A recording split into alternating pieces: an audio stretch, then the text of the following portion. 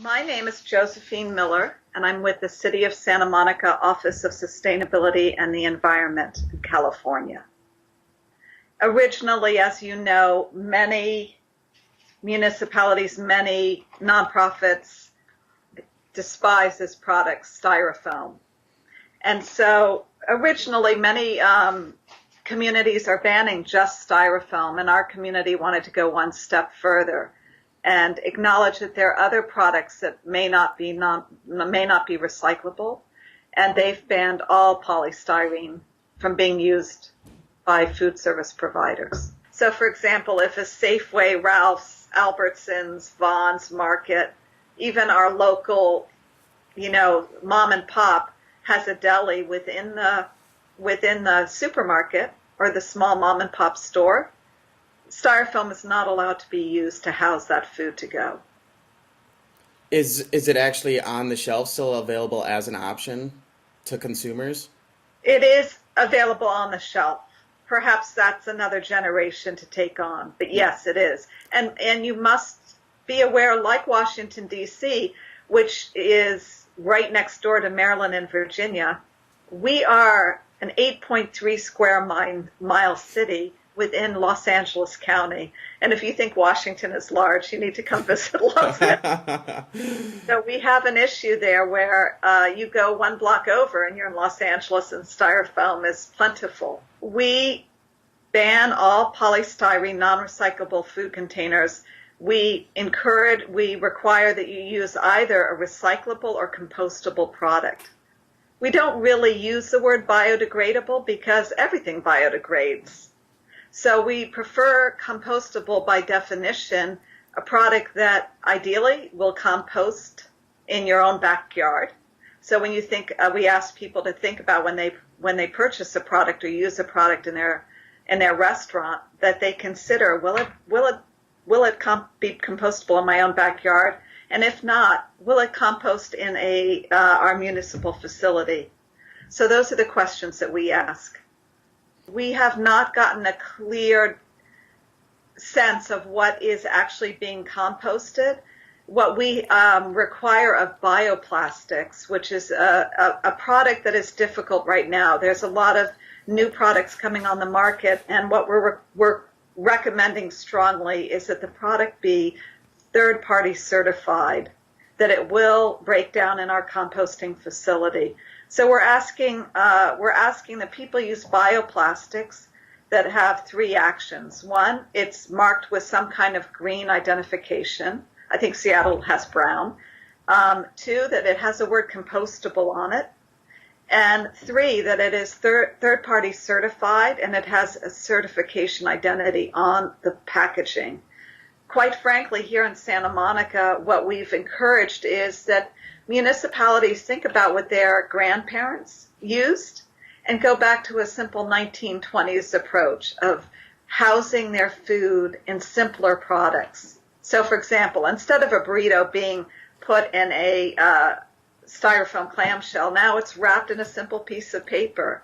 And there are a lot of models throughout the world showing that simple approach. And so in my office, I have a gallery of products that are used all over the world, different municipalities. I used to be in the restaurant industry, so I have a real knowledge about different ways of packaging food. I'm steering restaurants away from bioplastics, quite frankly, until the price point goes down, until we're clear about what they're made of. And our community is right here on the ocean.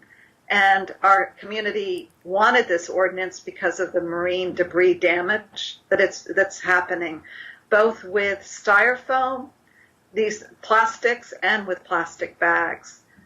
So in that regard, I ask people to consider, how will this break down in the ocean? And we're not clear how bioplastics break down in the ocean.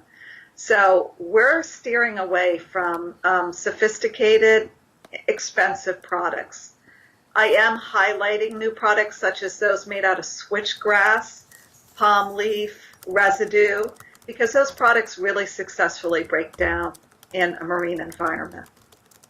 At the moment, because of the price point, because we're not clear that bioplastics are successful in identifying what is in the product, we have an exemption that cutlery, so forks, knives, spoons, lids, are exempt from the ban. But our community, being our community that really believes in this ordinance, they have, the next generation for this ordinance is Bring Your Own campaign. So encouraging people to bring their own cutlery, bring their own food containers to take their leftovers home in. So that's the challenges that I have right now, and where, I was hired to implement this ordinance in 2007. So we're almost into 2011. What's new to our community is we now have over 100 food trucks that weren't there. When I began, there were only 16 food trucks. So I need to really give attention to food trucks, which means I used to work in a soup kitchen in the Bay Area. I really need to give attention to what products are economically viable. And that's where we've been very successful. So bioplastics aren't even an issue. It's going back to very simple products. And then additionally, buy your own campaign. If you go into a coffee shop in Santa Monica, if you bring your own mugs, many times you'll get 10 cents credit. So encouraging that kind of model. I know you have models like that in DC as well.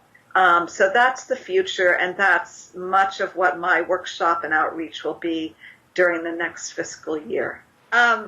Santa Monica, as you know, is very popular to visitors. So we have up to 250,000 visitors per day in Santa Monica. So whatever sustainable statement, recommendation, action we take has a ripple effect across the world, not just across the nation.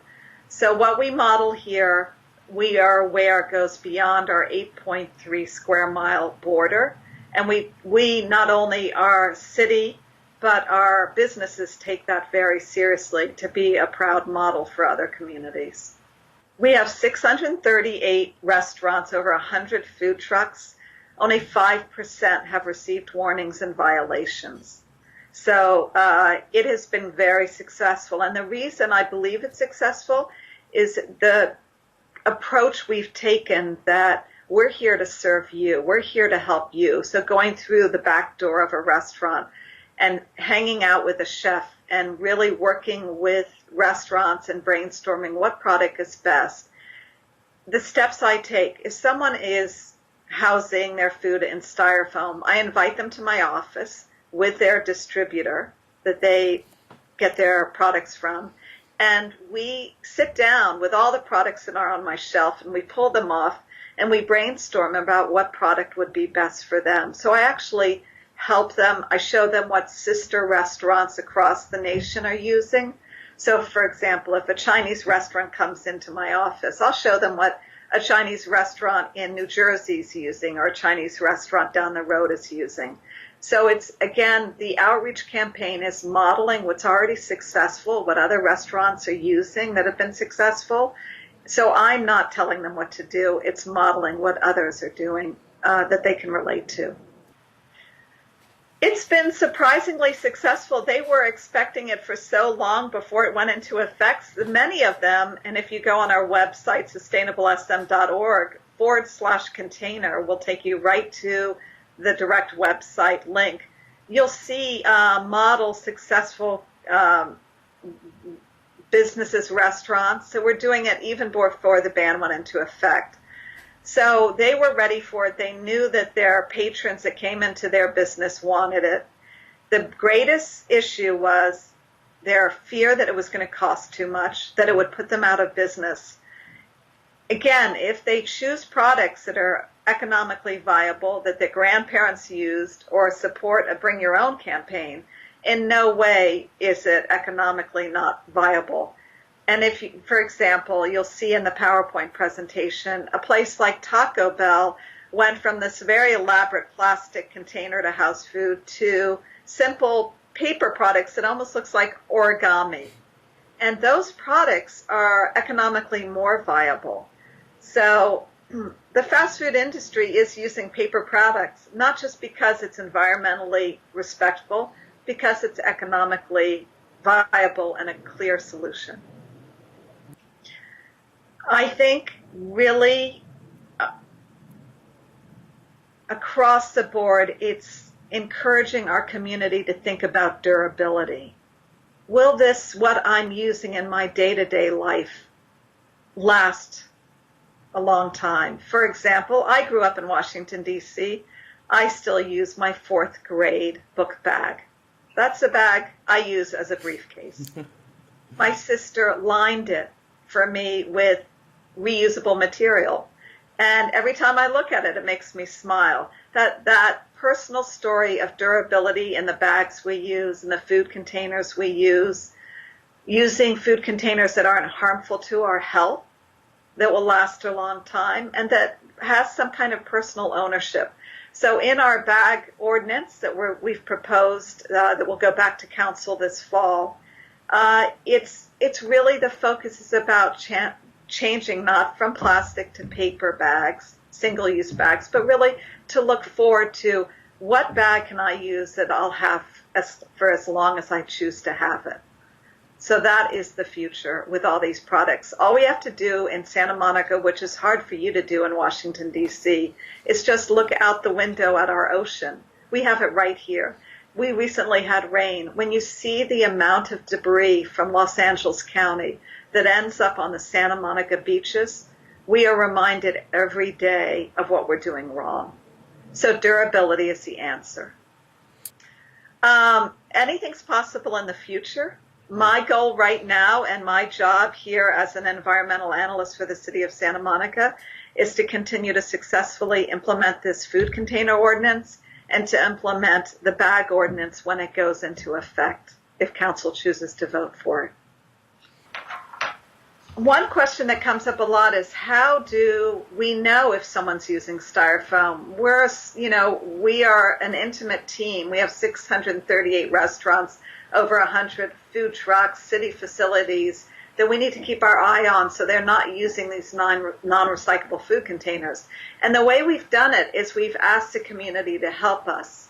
So if anyone sees these polystyrene products in the community, they can either call a hotline or they can go on our website, which is sustainablesm.org.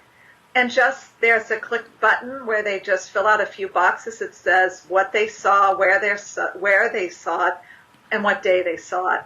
And then I go out and have a dialogue with that restaurant. We've also, on our sustainablesm.org website, have a distributors list. When I began in 2007, there were only 16 distributors, manufacturers of these new products to replace styrofoam and polystyrene. Now there are over 92. So in a very short period, it's exciting what manufacturers have come up with, new designs, new products. What is important is to have a dialogue not only with manufacturers and distributors if you put an ordinance like this in your community, but also I've gotten to know the managers and the owners of the big box stores so that I can go into those big box stores, provide a demonstration or presentation to their staff, and work with them on creating signage. So having this distributors list with over 92 distributors that are now selling these new products was important, but also what was important is to dialogue about new products. So 2 years ago, I hosted a conference on bioplastics, and I invited some of the leading manufacturers, designers of bioplastics, to come to Santa Monica and dialogue with other municipalities and distributors about bioplastics. So we had over 90 people fly in to begin to tackle what we're going to do with bioplastics. So this kind of working in collaboration with nonprofits, manufacturers, engineers, and municipalities is very important as we move forward and new, innovative, environmentally respectful products are developed. So I think, having your organization reach out to us, to have work with Seattle, to work with Captain Moore, all of these steps of teaching each other what we've learned from our own individual expertise is really important. So I'm grateful to the Institute for providing this opportunity, and especially to you. So thank you.